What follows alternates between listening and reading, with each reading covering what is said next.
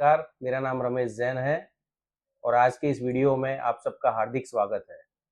दोस्तों, फाइनेंशियल 23-24 खत्म हो चुका है और आप सब इनकम टैक्स रिटर्न फाइलिंग की प्रक्रिया स्टार्ट कर चुके होंगे। तो इनकम टैक्स रिटर्न फाइल करने से पहले ऐसे कौन से बदलाव हैं फाइनेंशियल ईयर 23-24 में, ऐसी कौन सी चीज़ें हैं जो आपको समझनी ज़रूरी है, इम्प्लीमेंट करनी ज़रूरी है। तो आज का हमारा वीडियो इसी सब्जेक्ट पर है।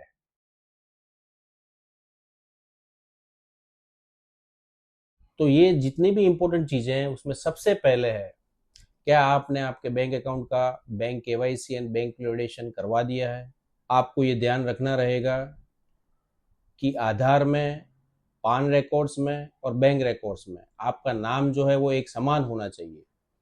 अगर नाम एक समान नहीं है, मिसमैच है, तो आपका रिफंड फेल हो सकता है। और केवाईसी नॉन कंप्लायंस में ज़्यादातर नेम मिसमैच की वजह से रिफंड फेलियर रहते हैं।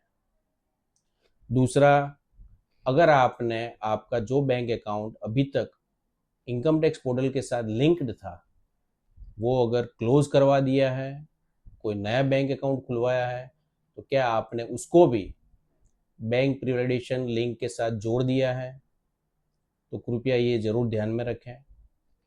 इस बार फाइनेंशियल 23-24 में इनकम टैक्स रिटर्न में भी गवर्नमेंट ने आपके जितने भी बैंक के अकाउंट्स हैं सबकी इंफॉर्मेशन कंपलसरी कर दी है। आपको कैटेगरी भी देनी रहेगी, जैसे कि आपका बैंक अकाउंट सेविंग्स है, करंट है, एफडी ओडी है, सीसी है इत्यादि। तो ध्यान रखिए, ये bank KYC and bank audit process simple है पर ये बहुत ज़रूरी है। इस लिस्ट पर दूसरे नंबर पर है form 15G and H। Form 15G and H से तो आप भलीभांति परिचित ही है। थोड़ा सा इससे जुड़े नियम समझ लेते हैं। अगर आपकी बैंक में फिक्स डिपॉजिट है और या किसी पर्सन को आपने लोन दी हुई है और उस पर इंटरेस्ट मिल रहा है आपको, तो उसकी जो तय मर्यादा है या थ्रेशोल्ड लिमिट है, जैसे बैंक के केस में, नॉन सीनियर सिटीजन के केस में 40,000 तक की इंटरेस्ट की इनकम और नॉन बैंकिंग अदर्स के केस में 5,000 तक की है। अगर इससे आपका ब्याज ज़्यादा है तो इस पर टीडीएस काटना कंपलसरी है। और अगर आप चाहते हैं कि आप पर टीडीएस ना कटे तो आपको फॉर्म 15G या H फाइल करना रहेगा। फॉर्म 15G के लिए कुछ महत्वपूर्ण जो नियम है, जैसे कि फॉर्म 15G कोई भी इंडिविजुअल और व्यक्ति जिसकी उम्र 60 साल से कम है वो या HUF ये दे सकते हैं। फॉर्म 15G में 2 कंडीशन रखी गई है। अगर आप इंडिविजुअल है, आपने न्यू रिजिम सिलेक्ट किया हुआ है, तो आपकी जो ग्रॉस बेसिक एग्जम्पशन लिमिट है इनकम की वो 3 लाख से ज़्यादा नहीं होनी चाहिए। और दूसरी कंडीशन है कि टैक्स लायबिलिटी आपकी नील होनी चाहिए। फॉर एग्जाम्पल, अगर आपकी इनकम न्यू रिजिम में 7 लाख है तो टैक्स लायबिलिटी आपकी नील है, पर क्योंकि आपकी इनकम बेसिक एग्जम्पशन लिमिट से ज़्यादा है तो आप फॉर्म 15G नहीं दे सकते हैं। अब आते हैं फॉर्म 15H पर। फॉर्म 15H सिर्फ और सिर्फ सीनियर सिटीजन्स यानी वो व्यक्ति जिनकी उम्र 60 साल या उससे अधिक है वो ही दे सकते हैं। बैंक में उसकी लिमिट 50,000 की है, मतलब कि अगर सीनियर सिटीजन की फिक्स डिपॉजिट पर इंटरेस्ट 50,000 से ज़्यादा नहीं है तो बैंक उस पर टीडीएस नहीं काटेगा। गवर्नमेंट ने यहाँ सीनियर सिटीजन को रियायत दी हुई है और उसके हिसाब से उनको एक ही कंडीशन कॉम्प्लाई करनी है कि उनकी जो टैक्स लायबिलिटी है वो नील रहनी चाहिए। मतलब यदि आप सीनियर सिटीजन हैं और आपने न्यू रिजिम अडॉप्ट किया है और आपकी इनकम 7 लाख है, तो जैसे कि आपकी इनकम पर कोई टैक्स लायबिलिटी नील है तो आप फॉर्म 15H दे सकते हैं। अब आते हैं फाइनेंशियल 23-24 में सबसे hot topic, old regime and new regime. दोस्तों, इस बार गवर्नमेंट ने न्यू रिजिम को डिफॉल्ट रिजिम बना दिया है। इसका मतलब ये है कि अगर फाइनेंशियल ईयर 23-24 में आप ओल्ड रिजीम अडॉप्ट कर रहे हैं तो आपको एक पर्टिकुलर फॉर्म भरकर गवर्नमेंट को सूचित करना रहेगा, और अगर वो फॉर्म फाइल नहीं करते हैं तो आपका पूरा कंप्यूटेशन जो है वो न्यू रिजीम के आधार पर किया जाएगा। दूसरा, इंडिविजुअल के केस में अगर आप न्यू रिजीम सिलेक्ट कर रहे हैं तो आपको 7 लाख तक की इनकम तक कोई भी टैक्स नहीं है।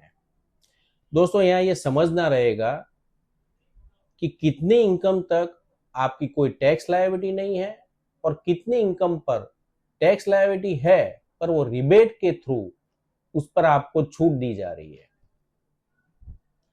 न्यू रिजीम अगर आप अडॉप्ट कर रहे हैं तो आपकी जो बेसिक एग्जेम्पशन लिमिट है वो 3 लाख है, मतलब कि 3 लाख तक आपको कोई भी टैक्स लायबिलिटी नहीं है।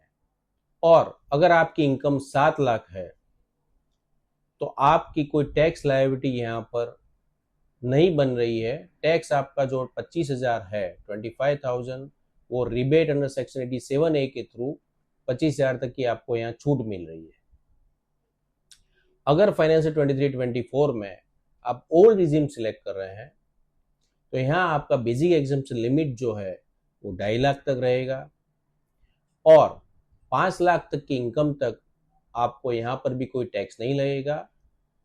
87A की रिबीट यहाँ आपको 12,500 यानी 12,500 मिल रही है। अगर आप फाइनेंशियल ईयर 23-24 में न्यू रिजीम सिलेक्ट कर रहे हैं तो आपको जानना रहेगा कि आपको कौन से डिडक्शंस अलाउ हो रहे हैं और कौन से डिडक्शंस अलाउ नहीं होंगे। जैसे कि अगर आपकी सैलरी इनकम है तो न्यू रिजीम में भी इस बार आपको 50,000 का स्टैंडर्ड डिडक्शन मिलेगा, जो गत वर्ष यानी प्रीवियस ईयर FY 22-23 में न्यू रिजीम में ये नहीं था। सेकेंड, HRA अगर आप ले रहे हैं तो न्यू रिजीम में आपको HRA अलाउंस का एग्जेम्पशन नहीं मिलेगा। थर्ड, अगर आपने हाउसिंग लोन ली है आपकी कोई रेसिडेंशियल प्रॉपर्टी पर तो जो 2 लाख तक के इंटरेस्ट का बेनिफिट हम इनकम फ्रॉम हाउस प्रॉपर्टी में ले रहे थे वो न्यू रिजीम में आपको नहीं मिलेगा। हाँ, अगर वही प्रॉपर्टी आप रेंट पर दे रहे हैं तो उस रेंट इनकम के सामने आप इस इंटरेस्ट को सेट ऑफ कर सकते हैं। चौथा, चैप्टर 6 के जो डिडक्शंस हैं यानी कि सेक्शन 80C जैसे कि LIC है, PPF है, NSC है या मेडिक्लेम या NPS, ये कोई भी डिडक्शंस आपको न्यू रिजीम में नहीं मिलेंगे। हाँ, NPS में अगर आपका एम्प्लॉयर कंट्रीब्यूशन दे रहे हैं तो सेक्शन 80CCD2 में वो डिडक्शंस आपको जरूर मिलेगा। दोस्तों, HUF के केस में न्यू रिजीम में ये थोड़ा सा कंफ्यूजन है क्लाइंट्स को। उनकी कॉमन क्वेरी ये है कि क्या HUF के केस में भी उनको 7 लाख तक का टैक्स एग्जेम्पशन मिलेगा। तो प्लीज नोट कीजिए, ये रिबेट जो है 87A की जिसके तहत 7 लाख तक की इनकम में 25,000 की टैक्स रिबेट है वो HUF को नहीं है, वो सिर्फ और सिर्फ इंडिविजुअल को है। अगर HUF के केस में आप न्यू रिजीम सिलेक्ट कर रहे हैं तो आपकी बेसिक एग्जेम्पशन लिमिट 3 लाख रहेगी, मतलब कि 3 लाख तक की इनकम तक आप पर कोई भी टैक्स लायबिलिटी नहीं है। पर अगर आपकी इनकम 3 लाख से ज्यादा है तो आपको न्यू रिजीम के टैक्स स्लैब के हिसाब से टैक्स भरना रहेगा। और अगर आप ओल्ड रिजीम सिलेक्ट कर रहे हैं तो उसमें आपकी टैक्स एग्जेम्पशन लिमिट जो है वो 2.5 लाख है। देखिए, न्यू टैक्स रिजीम में एक और इंपॉर्टेंट कंसेप्ट है मार्जिनल रिबेट का। कई मेरे क्लाइंट्स की क्वेरी है कि अगर मेरी इनकम 7 लाख से थोड़ी सी ज्यादा है तो क्या मुझे ये टैक्स रिबेट का बेनिफिट नहीं मिलेगा और मुझे पूरा टैक्स भरना पड़ेगा। तो इसको हम एक एग्जांपल से समझते हैं। अज्यूम करते हैं कि अगर किसी इंडिविजुअल की जो न्यू टैक्स रिजीम अडॉप्ट कर रहा है और इसकी इनकम है 7,10,000, 7 लाख से ज्यादा है, तो उस पर टोटल टैक्स लायबिलिटी बन रही है 26,000 स्लैब के हिसाब से। अब अगर हम फाइनेंशियल ईयर 22-23 के सिनारियो में ये फिगर्स को देखें तो चूंकि आपकी इनकम 7 लाख से ज्यादा है तो उस पर कोई भी आपको टैक्स रिबेट का बेनिफिट नहीं मिलता था और आपको 7 लाख से ज़्यादा इनकम है इसलिए पूरी टैक्स लायबिलिटी पे करनी पड़ती थी। तो ये प्रैक्टिकल अनोमली या विसंगतता जो है इसको गवर्नमेंट ने समझा है और फाइनेंशियल ईयर 23-24 में इन्होंने एक marginal tax rebate concept introduce किया है। तो उसी एग्जाम्पल में फाइनेंशियल ईयर 23-24 में अगर आपकी इनकम 7,10,000 है तो उस पर आपकी टैक्स लायबिलिटी बन रही है 26,000। तो यहां पर आपका excess of income over 7 lakh जो है वो 10,000 है, पर excess of tax over such income 16,000 है। तो ये जो excess of tax over income है 16,000 वो आपको रिबेट के तौर पर बाद मिल जाएगा। तो इसका मतलब ये हुआ कि आपको 26,000 टैक्स लायबिलिटी के बदले अब 10,000 ही टैक्स पे करना रहेगा। एक तरह से 7 लाख के ऊपर आपकी जितनी इनकम है उतनी ही अमाउंट का टैक्स आपको पे करना रहेगा। पर यहां आपको ध्यान रखना है कि ये मार्जिनल रिबेट आपको एक पर्टिकुलर इनकम तक ही मिलेगी। जब तक आपका excess of tax over income आपके excess of income over ₹7 lakh से ज्यादा है तब तक आपको ये टैक्स रिबेट का बेनिफिट मिलेगा। और एक सर्टेन अमाउंट पर जब ये दोनों के डिफरेंस इक्वल हो जाते हैं तब आपको ये रिबेट नहीं मिलेगा और आपको जो टैक्स लायबिलिटी है वही पे करनी रहेगी। प्रैक्टिकली ये अमाउंट है 7,27,780, 7,27,780। इस इनकम पर टैक्स लायबिलिटी और इनकम डिफरेंस दोनों इक्वल हो जाते हैं तो आपको रिबेट इसके बाद से नहीं मिलेगा। यहां ये ध्यान रखना रहेगा कि अगर आपने न्यू रिजीम के बदले ओल्ड रिजीम अडॉप्ट किया है तो वहां पर ये मार्जिनल टैक्स रिबेट आपको नहीं मिलेगा। इसका मतलब कि अगर आपकी इनकम 5 लाख से 1 रुपया भी बढ़ती है तो उसके केस में आपको पूरा टैक्स जो स्लैब के हिसाब से आ रहा है भरना पड़ेगा, कोई आपको मार्जिनल टैक्स रिबेट नहीं मिलेगा। दोस्तों, तो फाइनेंशियल 23-24 के लिए ये कुछ जरूरी इंपॉर्टेंट सूचनाएं थी, कुछ महत्वपूर्ण बदलाव थे जो मेरे हिसाब से आपको जानना जरूरी थे।